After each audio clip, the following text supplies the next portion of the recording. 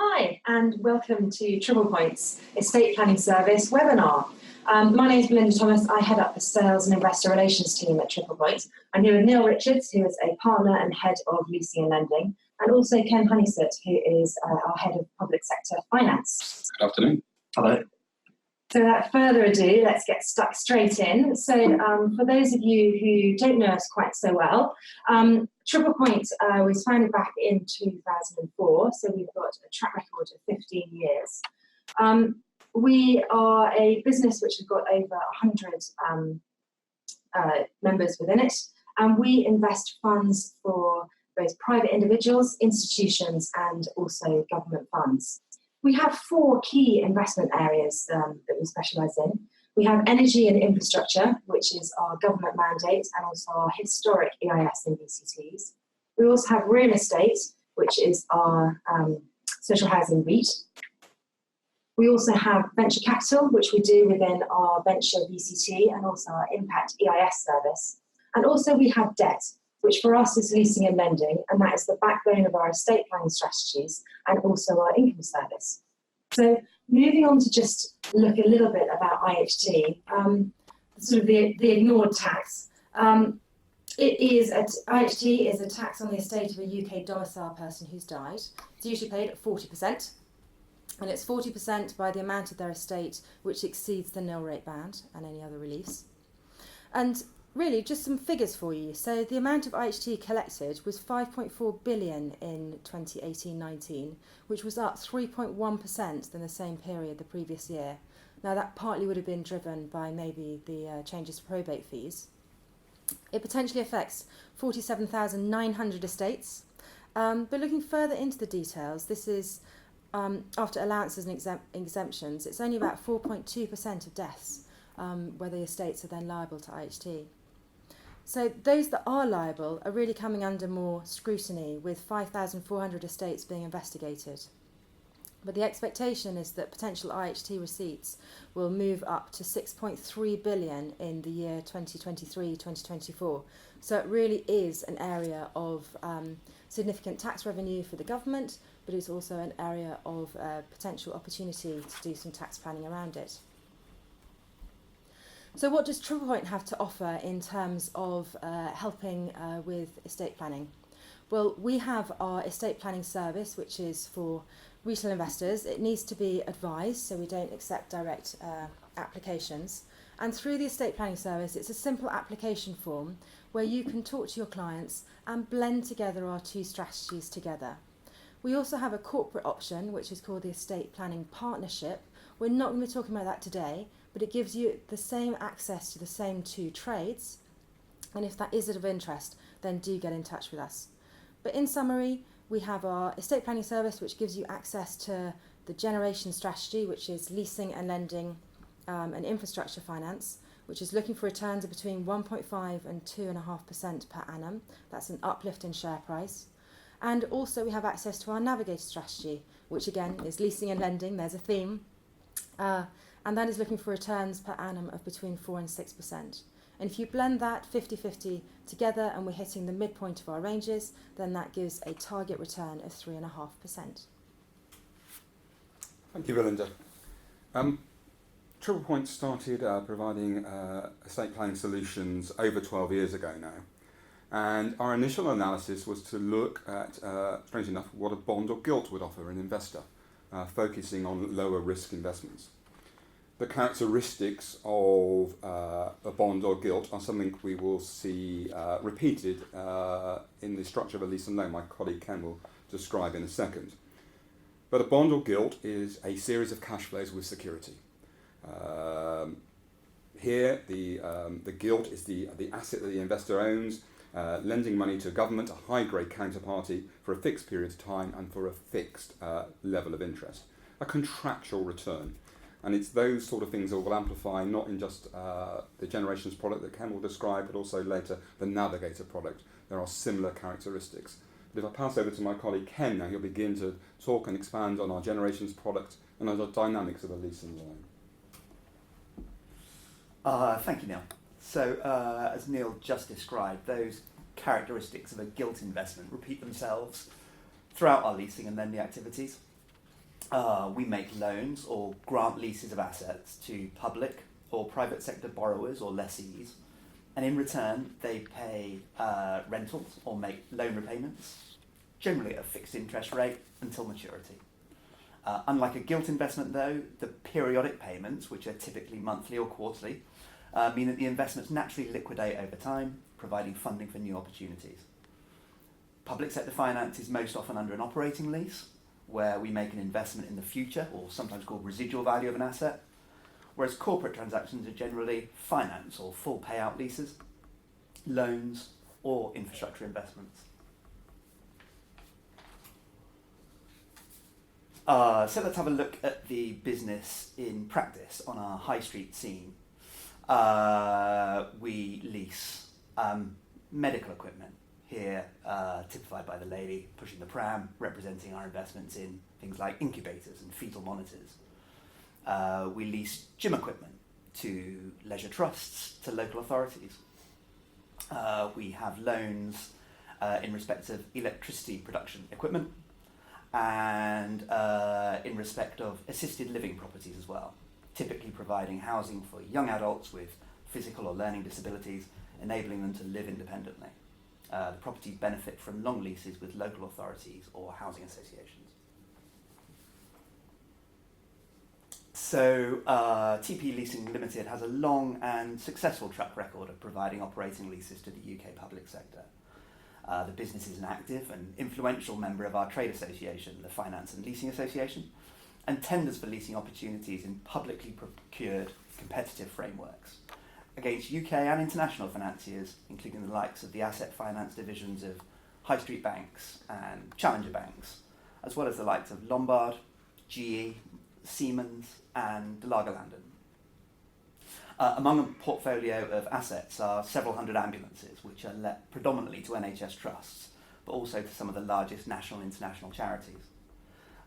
This image is of some high-value accident and emergency vehicles at the top end of the price range here, but we'll also lease non-emergency patient transport vehicles and even rapid response cars and motorbikes. Most often let on a term of around 5 years. The NHS will typically retain its ambulances for 7-8 years, even longer in some instances. Staying in the medical sector, while it's true that our NHS is the envy of the world today, it's also incredibly cash constrained, and as a consequence, a high volume of user of lease finance to fund necessary investment in infrastructure and equipment.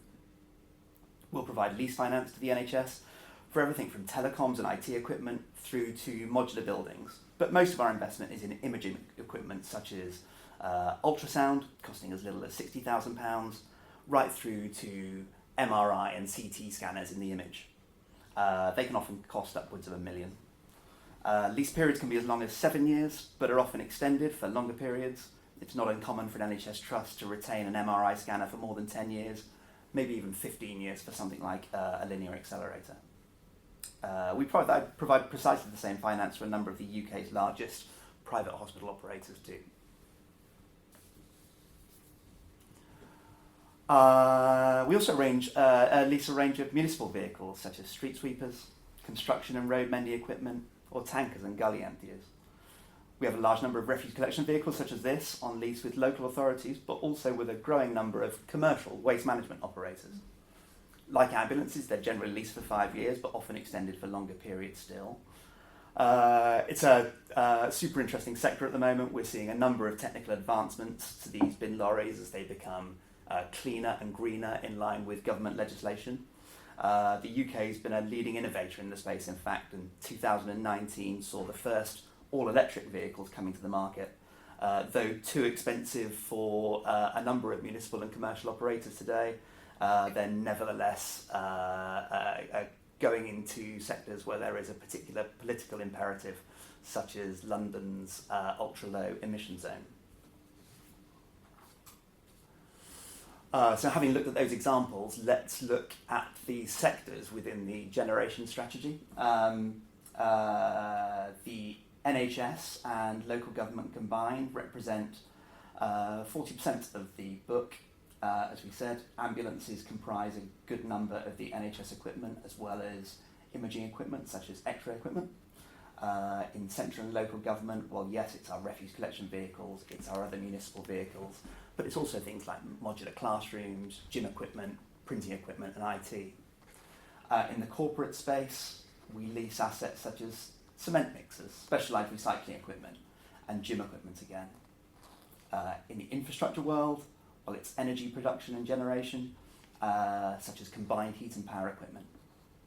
And a much smaller asset class, but a high-yielding one, is the SME space, where we'll lease business-critical assets to SMEs, such as kitchen equipment, credit card terminals, and wider SME finance. This map is here to demonstrate the fact that TP Leasing Limited is truly a UK-wide business with public sector, corporate, SME and infrastructure clients all over England, Scotland and Wales, with assets under management of £169 million generated from a shareholder base of more than 1,600 people. The funds are deployed across 400 contracts with more than 130 customers. And Neil, over to you. Thank you, Ken. I think Ken's too modest to say that he's been instrumental in originating substantially majority of the business. He's an acknowledged public sector expert. And those underlying leases and other business have given this lovely predictable straight line of returns now stretching back for TP Leasing to the beginning of 2014, so well over 5.5 years now of track record in this space and a predictable return of 2%. But we've got a longer track record around leasing. If you move on to the next slide, you'll see that within the same strategy, we've been running a generation strategy since April 06, and again, a predictable return over that period. On this graph, we compare that with returns against another BR strategy, investing in AIM, which is the lower blue line, with predictable volatility and actually overall negative returns. And also comparing it with returns against the FTSE 100 index, a stronger return, but obviously doesn't attract business property relief. I think that will segue into talking about our second strategy, Navigator. Here, an investment in an entity called Navigator Trading Limited, established around the same time as TP Leasing Limited. And our thought process here was to provide a better return, focusing on growth. And over the 4.5 years now, over 4 years of track record of this business, we have a return that's averaged out at 5.18% per annum. This is achieved not by leasing and lending to the larger corporate or public sector, but by providing finance for the SME sector, a sector that's been ignored, and we'll come on to that in a little while, by the larger banks in the sector since the financial crisis, and sees no real change to that. So we provide a vital service to our underlying borrowers. We'll picture this again with our street scene.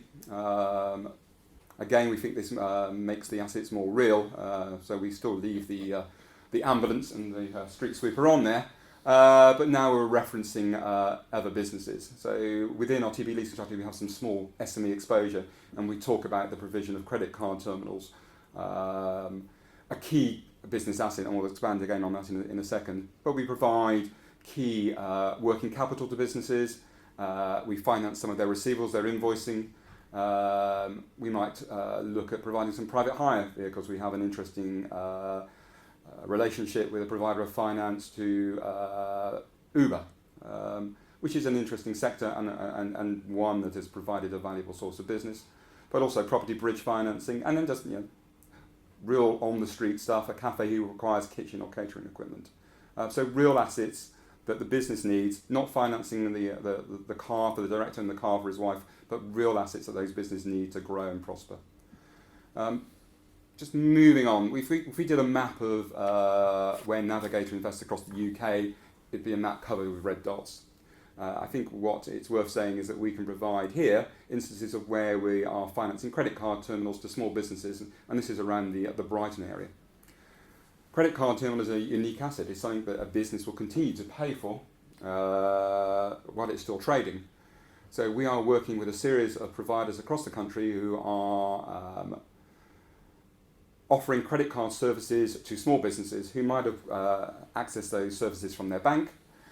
These days, the more open market, they can access those services from a variety of providers, but they will still need to rent that credit card terminal, and we provide the finance for that.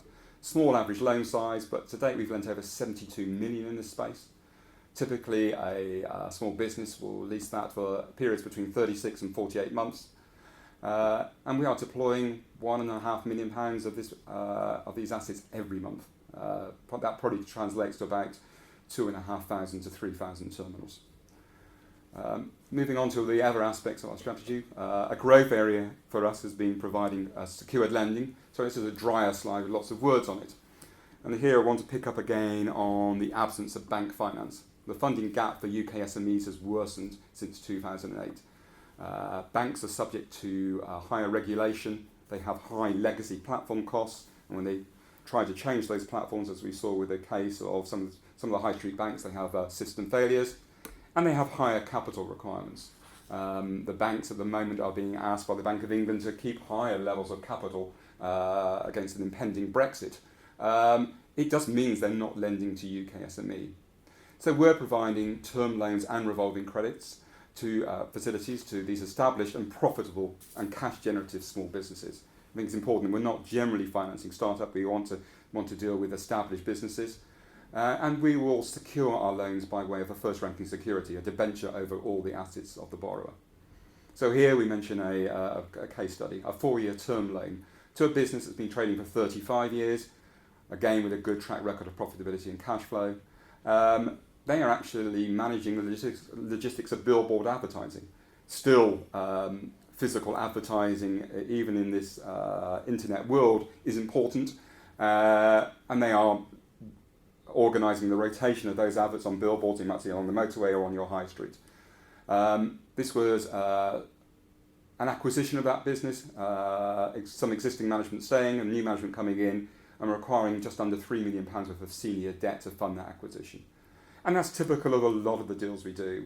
We can talk about a family plumbing business based in South Yorkshire. 3 brothers running, 1 brother wanting to exit the business and financing the acquisition, and also finance or the buyout of that brother, but also financing the bringing of an experienced management team to support the brother staying in the business. We also have secured property lending. Property is an interesting sector around this Brexit times. We see things like commercial properties beginning to fall in value. We see larger properties becoming stickier. However, we are very much focused on the financing of smaller properties. It's an area, and in the residential space, it's an area we are still seeing strong demand. But similar to the previous secured lending product described, we want to work with good businesses. So we'll be lending to experienced developers with a good track record in the space.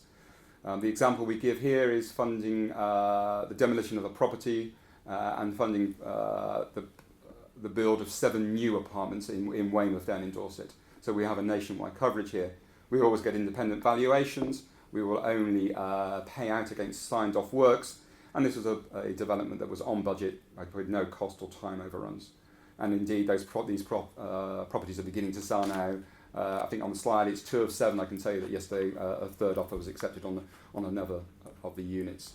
We have a first charge over the property, and this is an 18-month loan attracting an interest rate of 8.5%, which is similar to our competitors in the market.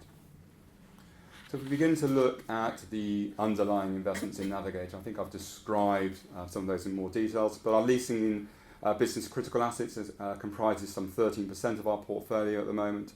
Property running at just around about a third. We say residential, commercial and development. I can say there's no commercial in there at the moment. It's primarily residential with a mixture of development loans and short-term bridging finance loans. Our secured lending, no, we're not providing roofing services and we're not providing children's parties entertainment, but we are financing those companies that do provide those services. And I say you could add to that plumbing services, providers of scaffolding, a really interesting business in Cornwall that provides pharmaceutical testing, humane pharmaceutical testing, I should say. And also a strong working with partners providing short-term working capital loans, where here diversification is very much the key mitigant to risk. So as at June 2019, we had just under £140 million of AUM, and similar to TP Leasing, a real spread of shareholders, over 1,400 individual shareholders in Navigator. So I think that's a brief, and I hopefully give you an overview of Navigator, and similarly from Ken an overview of Generations. I think now for the bits that involve charges, I'd like to pass to my colleague Belinda. Thanks, Neil. Yes, so in terms of the service, for advisors who've been using this for a while, we made the decision to take some feedback from people and to change some of our terms and conditions. So our charges altered on the 1st of June. We still split our charges into one-off charges and also annual charges. We have an initial charge of 2% and a dealing in and out charge of 1%. We also have an annual management charge of 1%. And what we do is we have a service fee. The service fee is for management time, audit, things like that Triple Point is providing the underlying companies. And we have a service charge of 1.5%, or rather up to 1.5%. The important thing about the service charge is that we only take that service charge providing investors have received that minimum return. So the minimum return of 1.5% in Generations, which is carried out by TP Leasing Limited, or 4% for the Navigator strategy carried out by Navigator Trading Limited. In terms of the charges, they're all either VAT exempt or it's neutral because the underlying company can claim them back. But in terms of those terms and conditions, we also made quite a few other changes to our features, which we're really proud of. One of the things that advisors were saying to us was that actually they wanted to have more frequent allotments. So we now allot shares on a weekly basis, every Wednesday. But they were also talking about liquidity and how they wanted us to be talking to them about how quickly we thought we could carry out getting funds back to an investor by a match bargain or a share buyback if that was necessary. So the liquidity for the service now is that we expect to be able to get funds back to an investor within 20 working days. Now clearly if it's a substantial withdrawal it may well take longer than that, but that shows you how we believe that the underlying assets and the success of the service is providing that level of liquidity. We also reduced down our minimum investment levels, so now clients can invest from £20,000. And in terms of the withdrawals, that stays exactly the same. So we still have this ability to pay ad hoc or regular withdrawals on either an annual or semi-annual basis.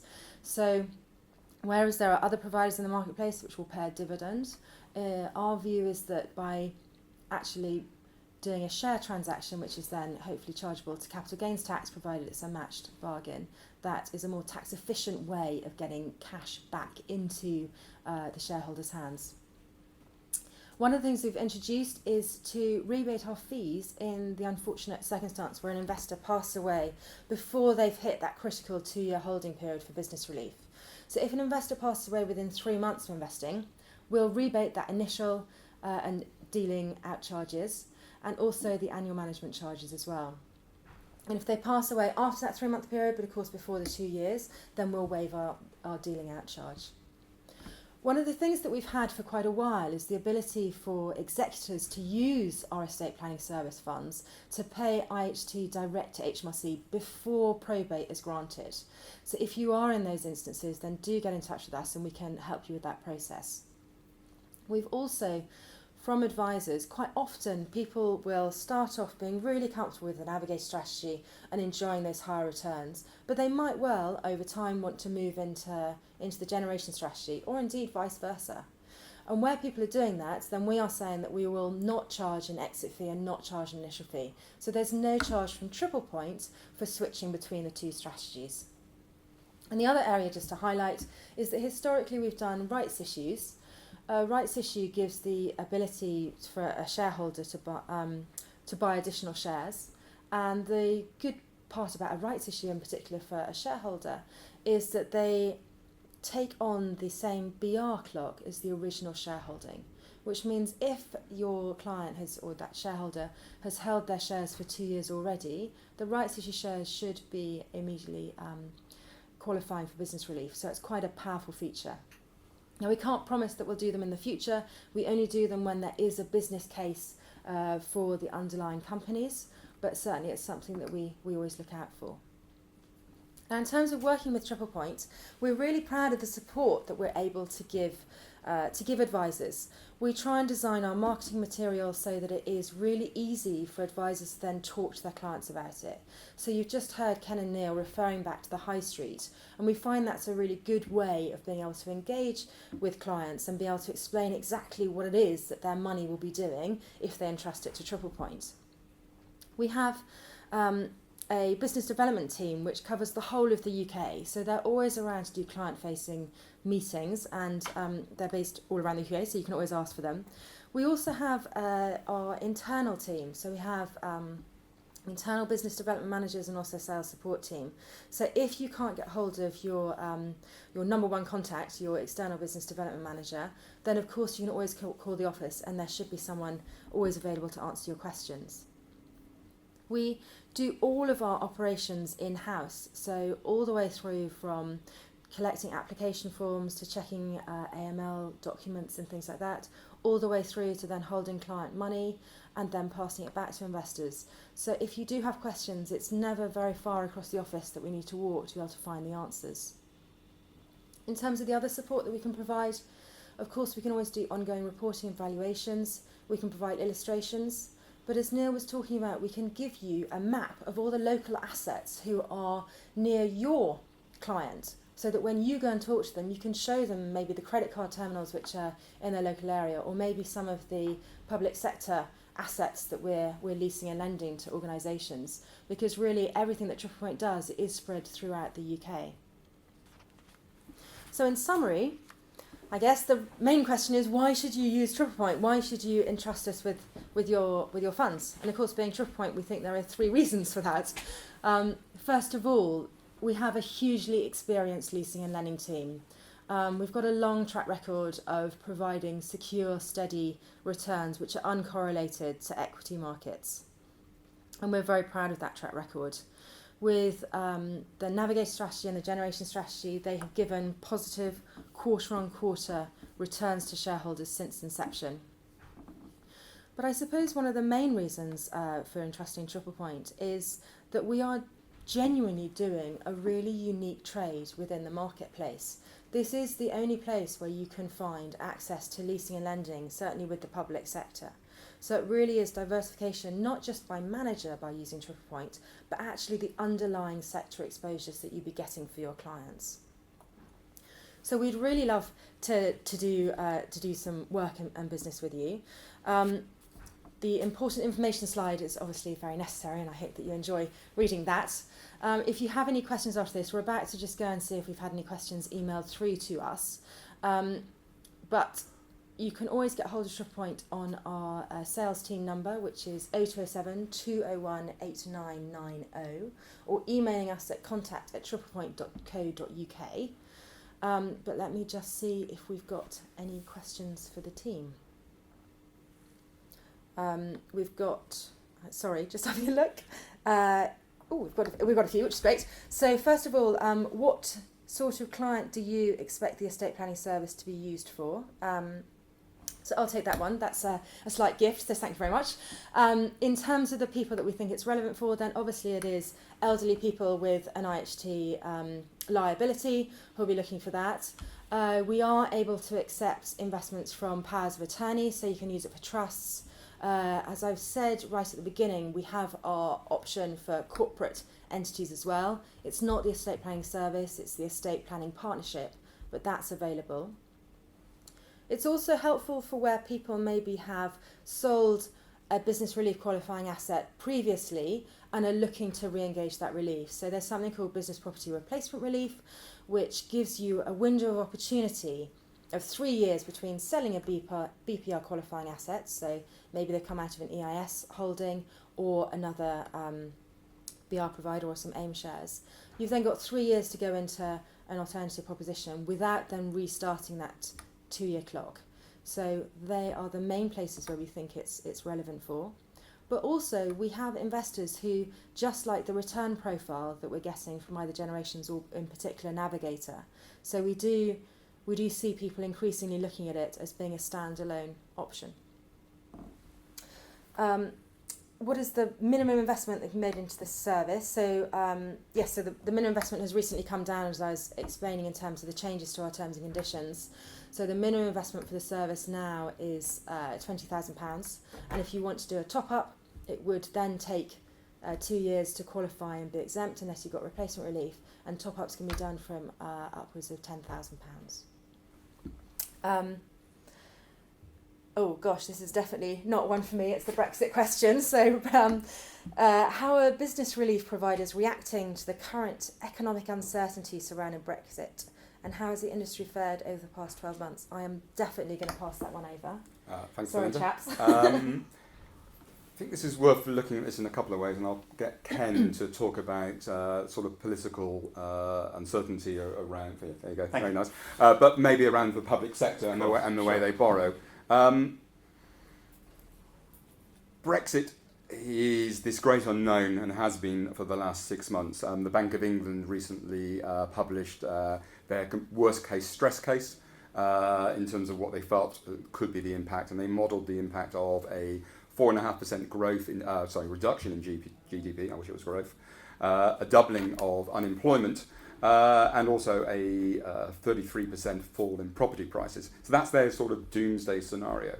And interestingly, I think as I alluded to before, they also asked banks to prepare for the exclusion of the UK from international finance markets for a period of up to 3 months while we negotiate a probably hard Brexit.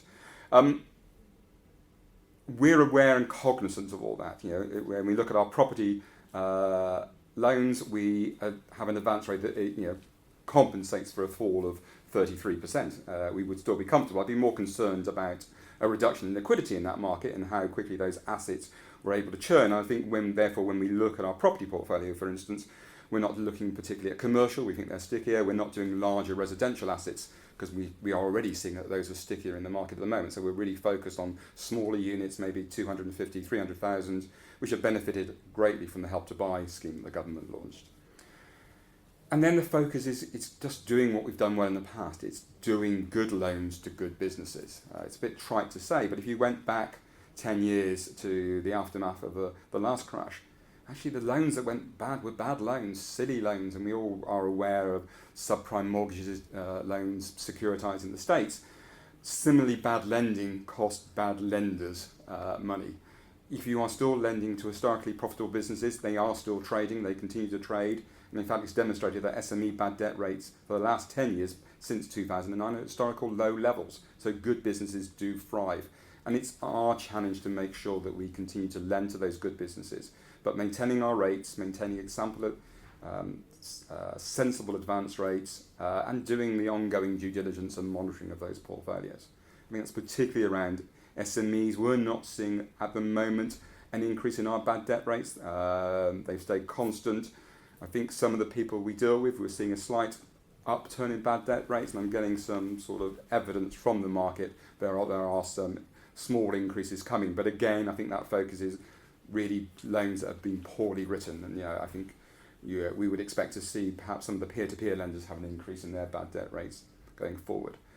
I think I'll just pass over to Ken now in terms of just talking about the public sector and their financing. So the public sector aren't immune to what is going on in the world, absolutely. We could be forgiven for thinking at the moment that the only thing that preoccupies government is Brexit. The reality is central and local government performs a number of essential mandated services. So irrespective of which party's in power, whether we're in the EU or not, there'll be hospitals that will need to treat the sick and the infirm. Those of you who remember the winter of discontent will remember the time when governments fall short on matters relating to the EU, but in particular when refuse isn't collected up in the streets. So that TP Leasing Limited continues to seek out opportunities to invest in essential public sector equipment in infrastructure delivering non-discretionary services to the public, then we're in as good a place as we practically can be. Thank you. We've got another question, which is, how do you source new leasing opportunities? Again, I think we'll kind of split this question between Ken and myself, and Ken will talk about public sector. In terms of the Navigator product, new business comes from two main sources. One is working with corporate finance houses, advisors, accountants, lawyers, who are the professional advisors to small businesses up and down the UK, and will advise them on how to finance growth of their business, how to consolidate existing debt, or perhaps advising them on a management buyout or a management buy-in. Increasingly, our brand is becoming better known to those advisors up and down the country. We regularly meet the competition, and we were in a meeting a little while ago with BNP Paribas, large French bank, who are trying to lend £2 billion to UK SMEs at the moment, who walked in the room and said, we see Triple Point as their biggest competition. It's probably a surprise because we're a lot smaller than them, but it's interesting to see that our product is being noticed. I think the secondary to that is working with origination partners. So, like many banks and other financial institutions, we'll provide funds to other lenders, and we'll make sure that we understand their processes, their operations. Or we work with people who are providing services. So we work with manufacturers or suppliers of equipment and provide them a vendor finance scheme. So there's a variety and a spread of opportunities that we see, and at the moment we see no shortage of those good opportunities. Public sector a bit different, if I want Ken to talk us through that. So the similarities first, maybe. We also will work with vendors and manufacturers of equipment supplying our public sector clients.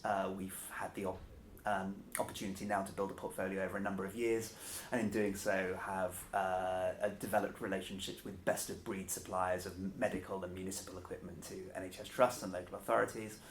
But the overwhelming majority of our public sector leasing business is originated as taxpayers. I'm sure you take great comfort from the fact that it's a very competitive, transparent process. A lot of the business opportunity arises through a publication called OJU, the official journal of the European Union, where funding opportunities are advertised on a daily basis. A relatively recent change to those procurement processes is that rather than compete on a transaction by transaction basis, it's actually the case that there are large frameworks established. TP Leasing Limited bids alongside that list of international and national banks that I mentioned for the right to provide finance.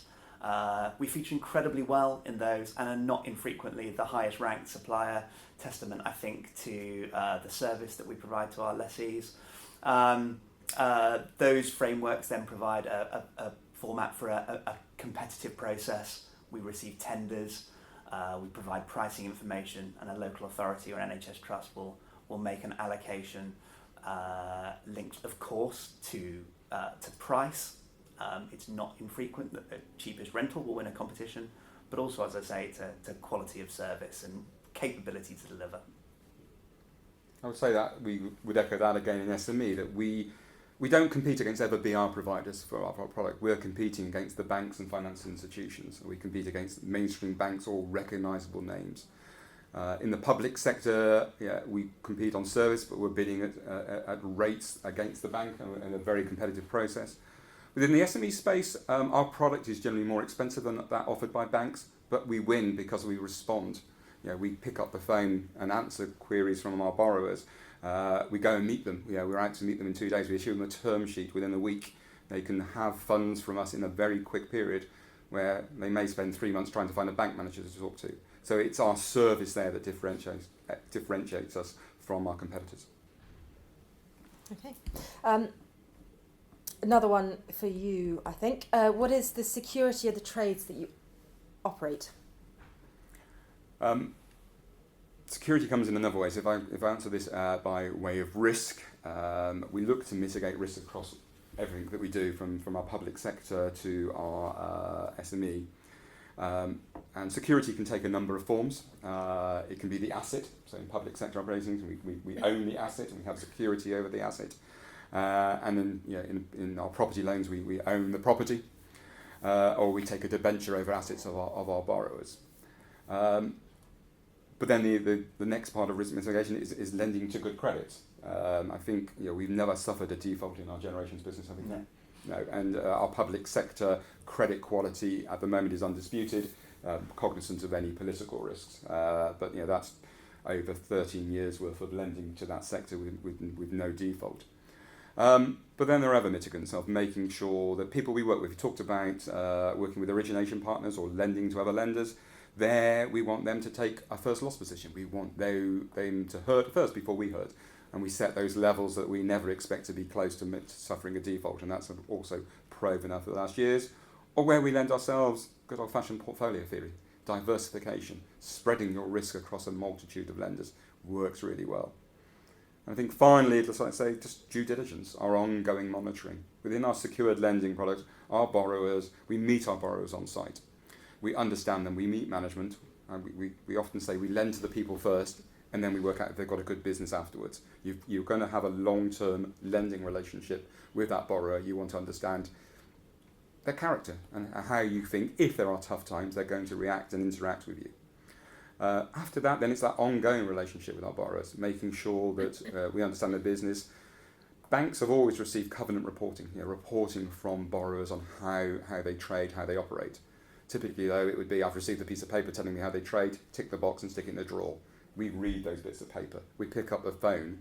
We have conversations with the borrower to understand the profits are down a little bit this quarter. Why? Is that just a timing issue? Is there a customer that's been a bit slower signing up a contract, and just understanding those flows? So there's lots of ways of doing this. We're not looking to shoot the lights out with either of these products. We're looking to give good, predictable, stable returns to our investors. Thank you. There's another question which is probably for me. So it's following on from the Office of Tax Simplification's review. What do you think we should expect in terms of further government intervention? So I suppose that's slightly crystal ball gazing time because, of course, we don't ultimately know. I suppose the main thing about the review is that it's a very technical one. So the OTS's mandate is to provide government with suggestions, and it is then government who then works out whether they want to put it into legislation or not.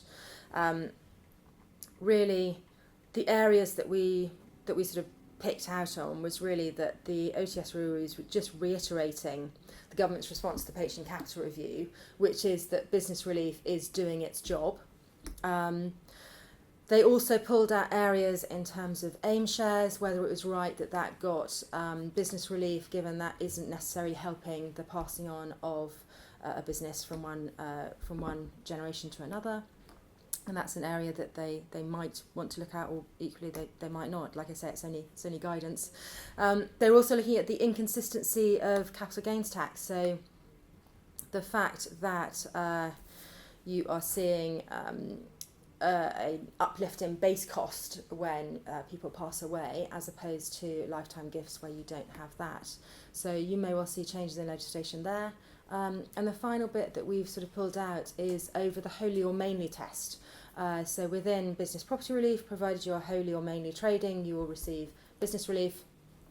Within CGT, there they stipulate that it needs to be 80-20% difference. So you may well see changes there. But ultimately, these are suggestions and guidance, and the guidance from OTS has been that business relief is doing its job. Just one more question, I think, which is, how do you value the companies? Neil? Right, really well. No, Hopefully. Yeah, it's a question I've been asked quite a bit recently by IFAs that we've met face to face in terms of valuation, and I think people are aware of valuations much more in terms of the variability. A lot of our competitors I see using a discounted cash flow valuation, which is understandable given the underlying investments they make. But that's a forward-looking. That's trying to put a value on future cash flows.